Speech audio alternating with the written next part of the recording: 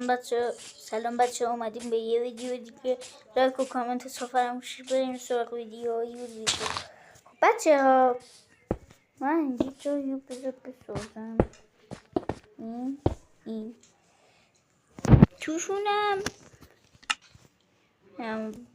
ویدیشاری میذارم ویدیشاری دیگه. آره خب و اینجا خیلی هم راحته بچه. ببینید الان تموم شد. یه اینو بذارید الیترا چیه؟ الایترا برمیداریم میپوشیم تو میزنیم میریم هوا اینطوری پرواز میکنیم. سابسکرایب بعدش میتونی یه کاری هم بکنی.